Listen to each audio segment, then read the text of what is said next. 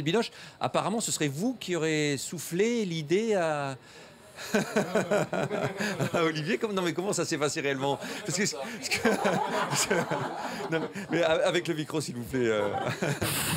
Voilà, c'est mieux. On entend mieux le vent, là, le vent des montagnes suisses. Comment ça s'est passé exactement? Tout simplement, j'étais en vacances, comme ça m'arrive parfois, et j'ai eu l'idée d'aller vers le féminin avec 3 parties, et je me suis dit, tiens, avec qui est-ce que j'ai envie de faire ce film-là ou cette idée-là, parce que c'était vraiment une idée lancée comme ça, mais il n'y a absolument rien de développé. J'ai appelé Olivier parce qu'on avait tourné l'heure d'été et j'avais été un peu frustrée parce que je trouvais qu'il avait peur des femmes, il avait peur de moi, il se cachait derrière ses techniciens et ça m'a vraiment... Je me dis non mais moi je veux le connaître ce type-là.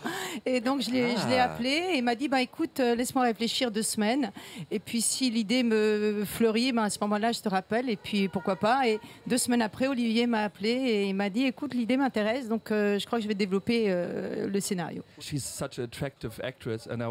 toute façon, c'est une actrice tellement attrayante et je suis tombée amoureux d'elle d'emblée parce que, comme elle disait, ce que je n'ai pas vraiment connu avant, c'est, comme elle l'a dit, qu'elle donne tellement d'elle. Et je connais beaucoup d'actrices qui sont très concentrées et c'est une actrice avec laquelle j'ai trouvé le travail très satisfaisant. Ah, ça va, Juliette? Ouais, bienvenue à Cannes. It was written by Juliette. Yeah. C'est ça.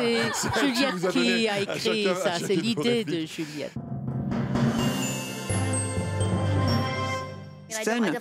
Par rapport à votre autre question, non, évidemment, je ne traite pas les personnes plus âgées que moi de cette façon-là que vous voyez dans le film. Je ne suis pas du tout sans pitié.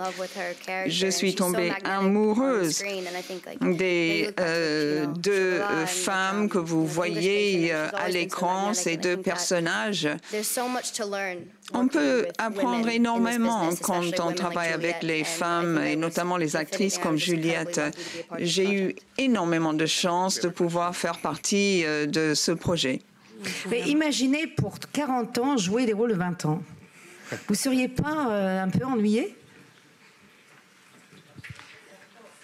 Non, mais bien sûr, mais c'est voilà justement. Est-ce que c'est on peut pas jouer tout le temps les mêmes rôles. Je crois que plus on vit et plus se creusent en nous les questions essentielles et il y a une ouverture qui se passe, il y a une matière qui se fait. C'est comme une glaise qu'on malaxe ou un pianiste. Regardez Gould quand il a joué au début Bach et quand il joue à la fin de sa vie, il joue pas pareil. Donc au fur et à mesure du temps se passe une alchimie intérieure. On est plus ou moins conscient, plus ou moins responsable, parce que c'est la vie qui nous sculpte aussi. Mais heureusement qu'on change. Non? C'est quoi l'attrait pour vous d'un film tel Godzilla? C'est faire plaisir à mon fils. Non, j'ai beaucoup aimé travailler avec Gareth Edwards, qui est le metteur en scène. C'est son 2e film. Et je crois qu'il a eu un courage fou parce qu'il avait fait son premier film qui est Monsters. Et qu'on lui donne un film pareil. Là, au départ, il y avait les 3 producteurs qui étaient derrière le combo en train de vérifier tout ce qu'il faisait. Et à la fin du film, il était libre. Et je trouve que pour lui, c'est un tremplin formidable.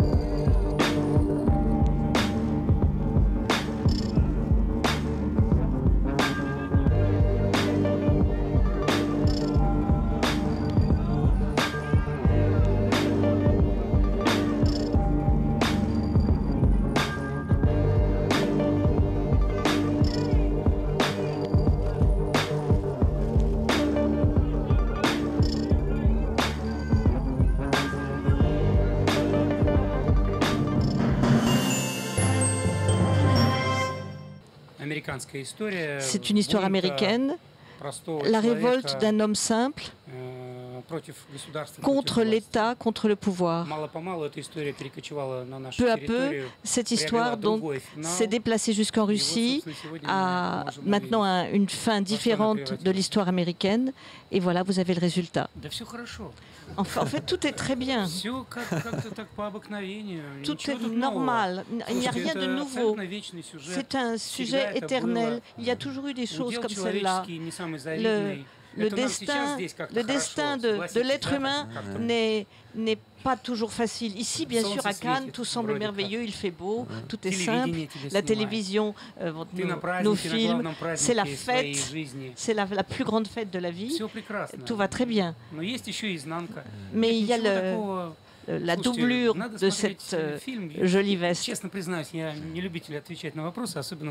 Et pour vous dire la vérité, je n'aime pas trop répondre aux questions, en particulier à des questions qui amènent à des déductions qui sont peut-être excessives. C'est la vie.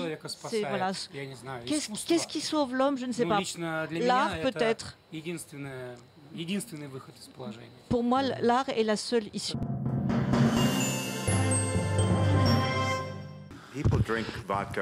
Les gens boivent de la vodka dans ce film. Tout comme un jour de grande chaleur, on boirait de la limonade. L'alcoolisme en soi n'est pas ce qui me frappe, mais c'est un peu l'alcoolisme menant à la folie. Est-ce quelque chose de particulier à ce village ou est-ce que ça reflète l'ensemble de la société russe aujourd'hui? Вы знаете, с вами бы согласился министр культуры Российской Федерации. Я не иронизирую, я просто под большим впечатлением от встречи с ним. Мы показали картину господину Мединскому. Вот, и, пожалуй, одно из первых, что он сказал, что в России так не пьют. Это был тоже его такой упрек.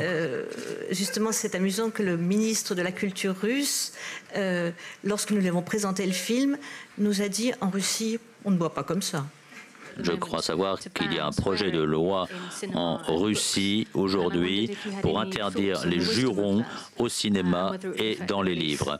Avez-vous eu des difficultés avec la sortie de votre film? Я не думаю, что мы в этой картине злоупотребляем этим. Je ne pense pas que nous abusons des mots grossiers dans ce film. Поверьте, каждое слово было взвешено. Chaque mot a été pesé. Есть ему место здесь или нет. Et on s'est demandé si c'était nécessaire ou non d'utiliser tel ou tel mot dans les dialogues. И как мне кажется, там все на своих местах, все уместно. Это живая речь. Она создает эту атмосферу, она помогает. Il me semble simplement que ce sont des paroles vivantes.